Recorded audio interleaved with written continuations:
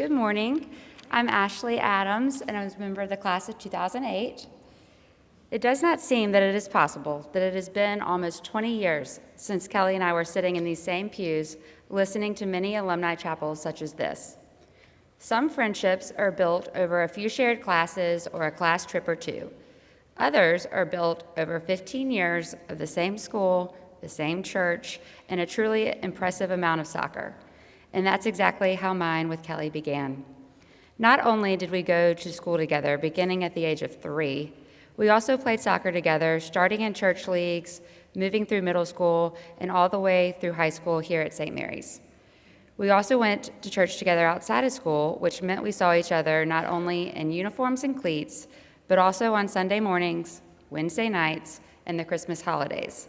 Needless to say, we spent a lot of time together growing up.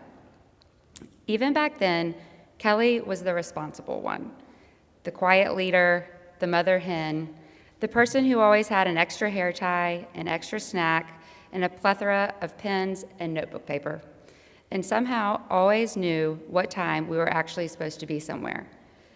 She was always full of smiles and positivity, serving as president of the pep club, and was deservedly awarded the Tabor Novak Award at our graduation, an award presented to a senior who exemplifies Christian courtesy in every part of school life.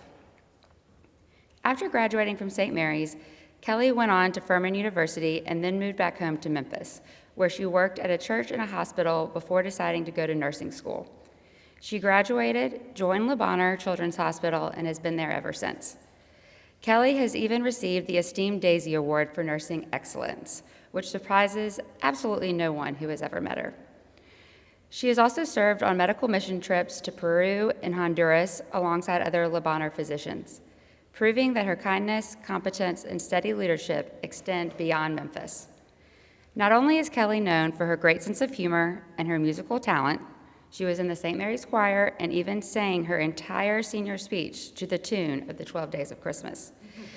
But most importantly, she is known for her ability to quietly take care of everyone around her, a skill she perfected long before she ever put on the scrubs. We are so lucky to have her back home in Memphis and with us today. Y'all are in for a treat. Please join me in welcoming today's alumni speaker and my dear friend, Kelly.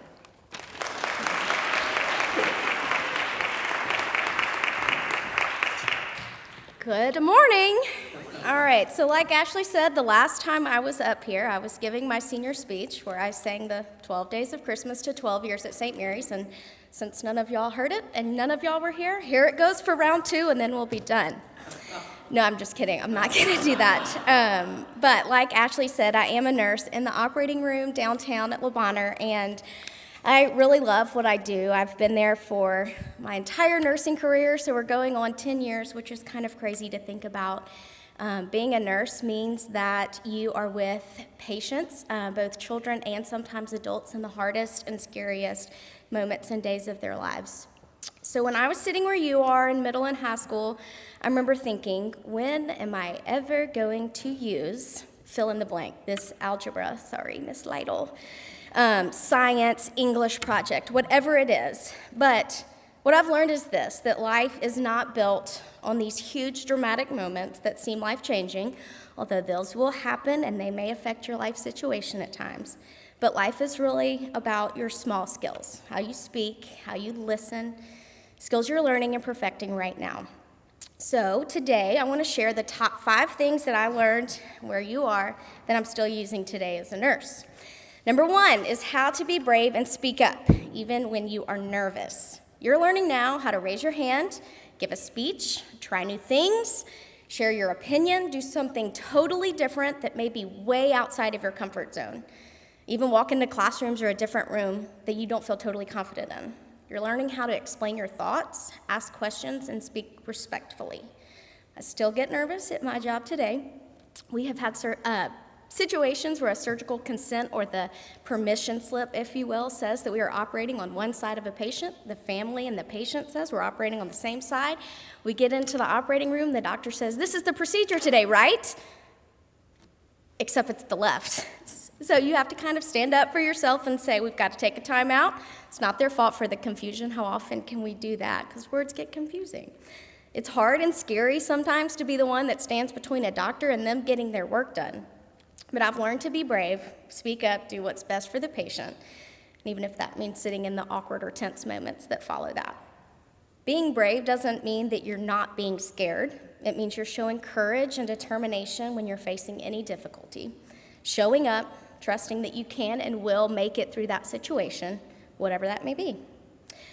You're going to be asked to do a lot of things that may make you uncomfortable while you're here at St. Mary's, but I hope you know none of it is for your harm. It is all to help you so that one day you have the courage and confidence to speak up, even when you're nervous. Number 2, how to work as a team, even with people that are not like you.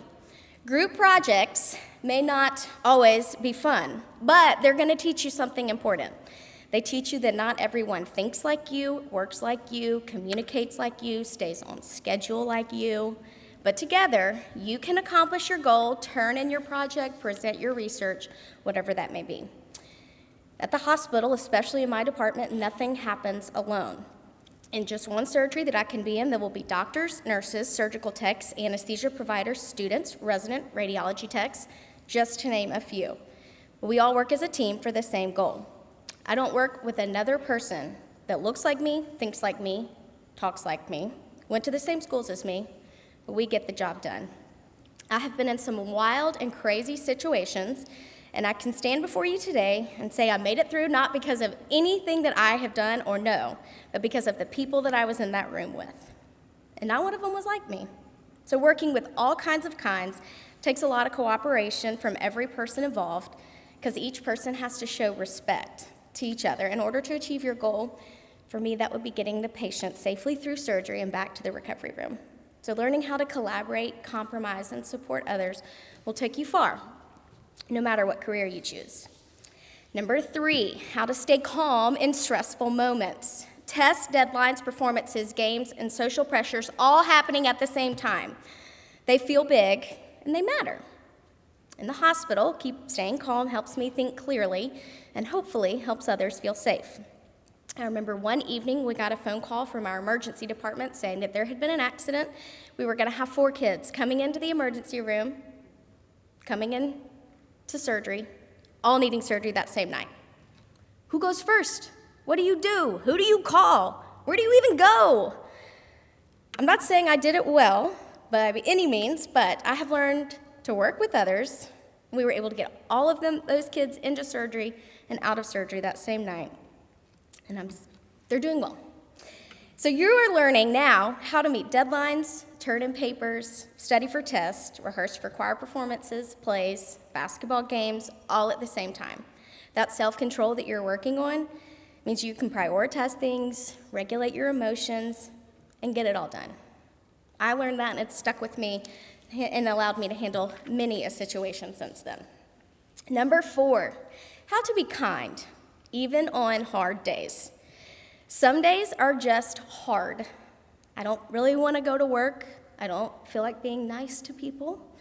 Some things don't go the way that you plan it, and I love to plan things. But just because it doesn't go your way, doesn't turn out the exact way that you plan it, doesn't mean you shouldn't be or can't be kind. COVID was weird. It was a weird time for everyone. It changed the way you went to the grocery store. It changed the way you went to school. It changed how closely you could sit to somebody. It changed how many people you could sit with, all of those things. And it totally changed how we did things at work. We had to take our temperature when we walked in and out of the hospital. I had to change my clothes before I came into my house after working a shift. I had to wear 2, sometimes 3 masks all day long, all the time. It was wild, and I know y'all can relate. So one day, we had a baby. We got a baby for surgery. The baby was hours old, had been born that same day. So we are on the phone with the parents telling them about the surgery that the kid's about to have, and it had become clear to us through this phone conversation that the mother of this child had not gotten to see the baby. So in this weird COVID world that we were living in, we decided we were just going to FaceTime the mom so that she got to see her little kid before we took them off to surgery. It was late in the day. We were all tired and exhausted from the chaos of everything. But just because things were hard, it gave us no reason not to be kind. So kindness, smiling, explaining things, being patient, can change someone's entire day. You're learning kindness in your classrooms, in the locker room, backstage, and in your friend groups. The kindness that you're practicing now, especially when you're tired or frustrated, becomes who you are later. And number 5, how to be honest, do the right thing, and keep going, even when no one is watching. Integrity matters. Sometimes it is really hard to be honest or tell the truth, especially if I was the one who did something wrong. Taking responsibility for your own actions is a part of life. I've had to do it a lot as a nurse, admitting that I may have made a little mistake and something got delayed at work or someone didn't know something at work, and knowing I was the reason for that is not fun. But doing the right thing, even when it's uncomfortable, is a non-negotiable.